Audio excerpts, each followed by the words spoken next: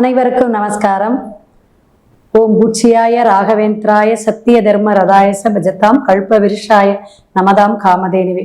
ஸ்ரீ ராகவேந்திரருடைய பொற்பாதம் தொட்டு வணங்கி குரு வாழ்க, குருவே துணை.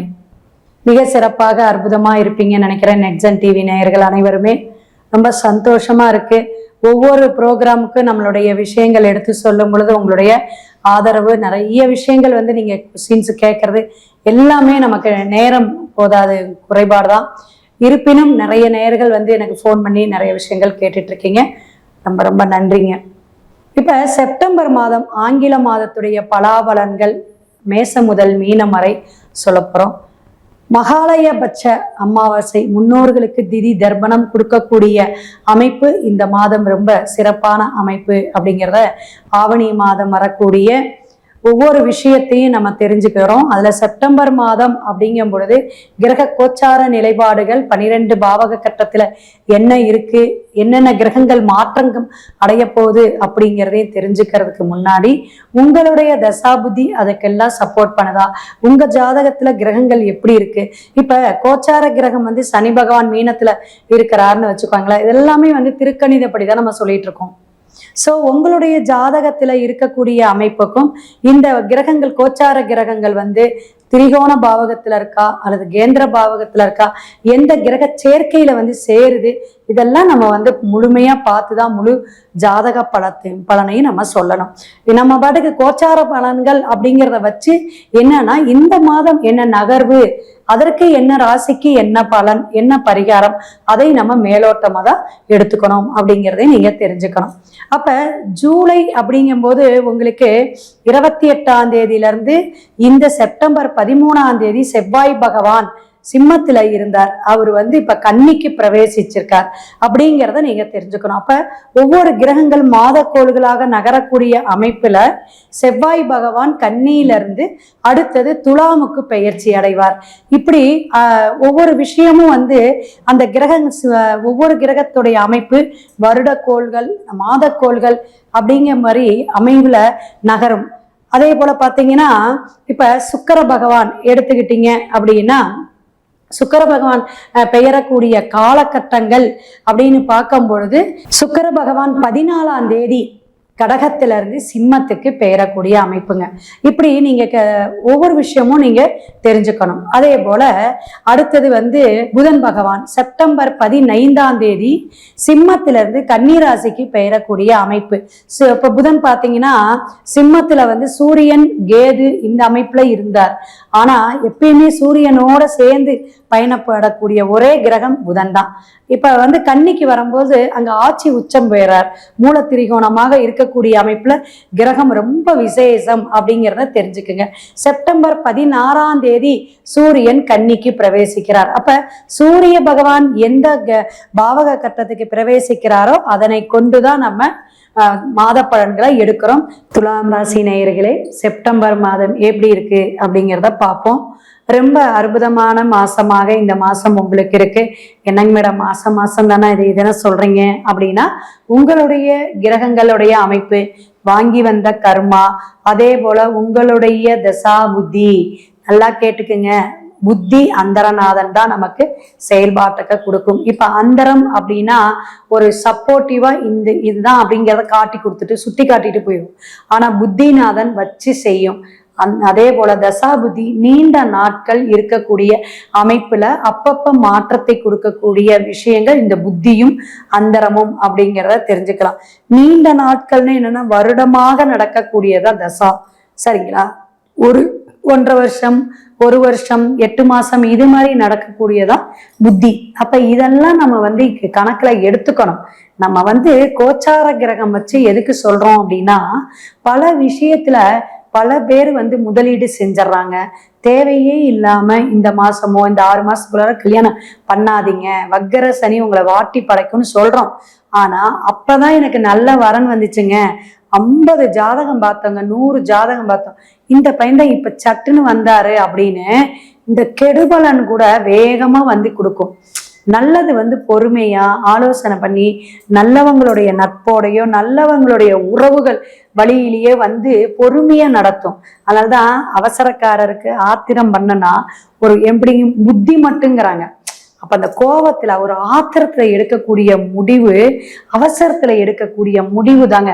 அது எப்படியோங்க கண்ணை கட்டுச்சுங்க. நாங்க பாட்டுக்கிட்டு சட்டு சட்டு சட்டுன்னு செஞ்சோம், கடைசியில இப்பேற்பட்டவனுக்கு போய் பிள்ளைய கொடுத்துட்டோமே அப்படிங்கக்கூடிய ஒரு ஆதங்கம் வந்து ரொம்ப உங்களை வந்து மனசை வந்து பாதிக்கக்கூடிய அமைப்புக்கு தள்ளிடும். அப்படிங்கிறதுனா அனுபவம் தான். அப்ப இந்த அனுபவம் அப்படிங்கிறத இந்த ஜோதிடத்துல நமக்கு கோச்சார கிரகத்தை எடுத்து அனுபவம் சார்ந்து நம்ம இந்த விஷயத்தை இந்த மாசம் செய்யுங்க, இந்த 6 மாசத்துக்குள்ளார திருமணம் பண்ணிடுங்க, இந்த 6 மாச காலகட்டங்கள் வேண்டாம். இப்போ ஒரு டெஸ்ட் டியூப் பேபி அல்லது ஒரு வீடு கட்டிட்டு இருக்காங்க, இந்த 6 மாசம் கழிச்சுட்டு நீங்க கிரகப்பிரவேசம் பண்ணுங்க அப்படின்னு ஏன் சொல்றோம்? இதுக்காக தான். ஒரு காது குத்துல இருந்து சீமந்தம் வரையும் நம்ம எடுக்கக்கூடிய ஒவ்வொரு நாட்களும் ரொம்ப ரொம்ப முக்கியமா அவசியமா பார்க்கணுங்க. ஏன்னா திருமணம் பொறுத்தம் தான் நான் நிறைய பார்ப்பேன், நிறைய வருவாங்க. ஏன்னா நம்ம ஒரே இடத்துல ஒரு 15 வருஷமா நம்ம போட்டு ஒரே இடத்துல ஆபீஸ் வச்சு நடத்திட்டு இருக்கோம்.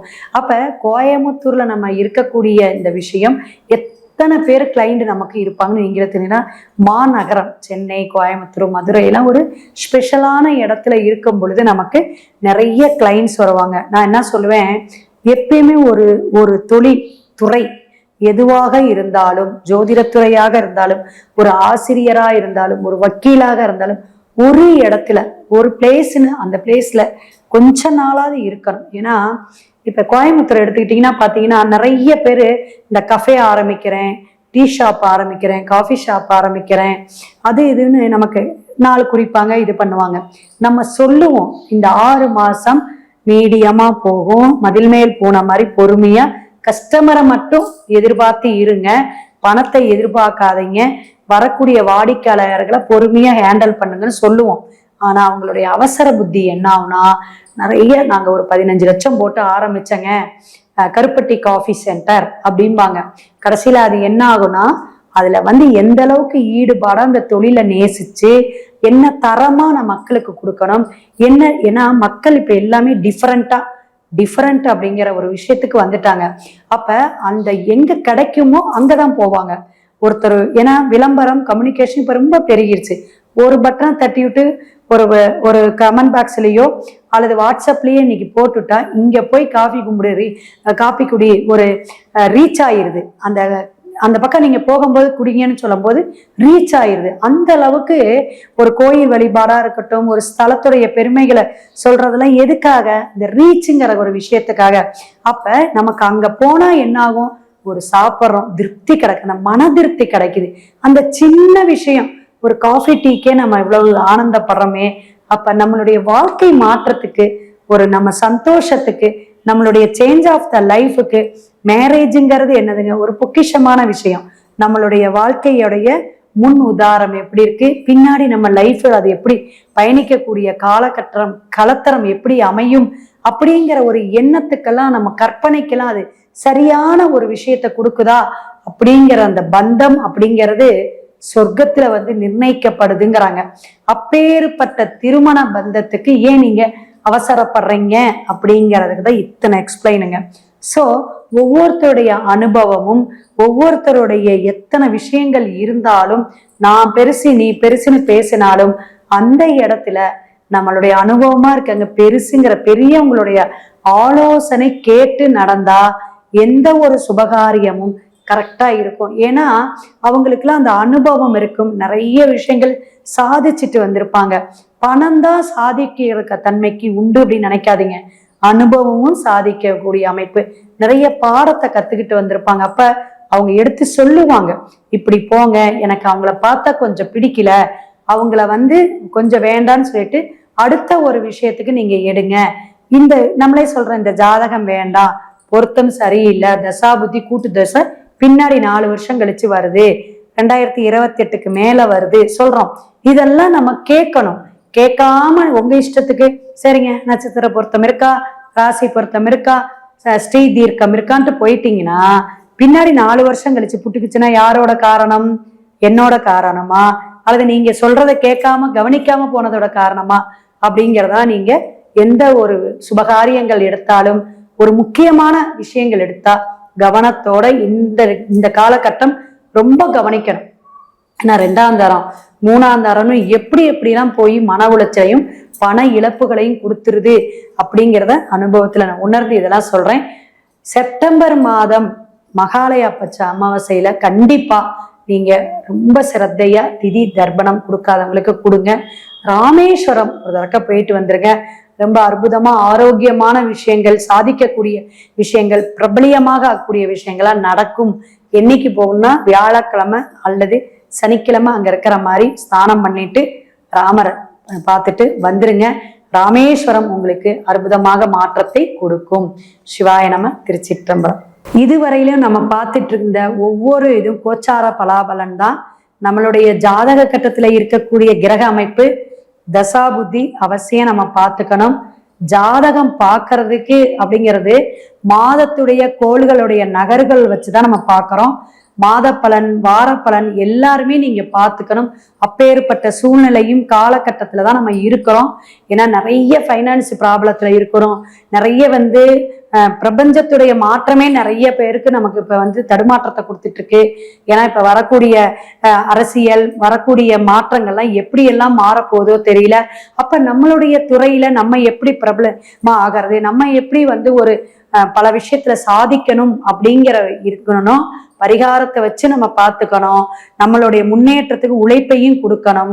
கண்டிப்பாக ஒவ்வொருத்தரும் நம்மளுடைய ஜாதக கட்டத்துல என்ன பலாபலன் இருக்கு, நான் என்ன செஞ்சா நான் ஜெயிக்க முடியுங்க, என்ன செஞ்சா முன்னேற முடியுங்க, எப்ப நம்ம கர்மா தீரும் அப்படிங்கிறத டிஸ்பிளேல என்னோட போன் நம்பர் வருது.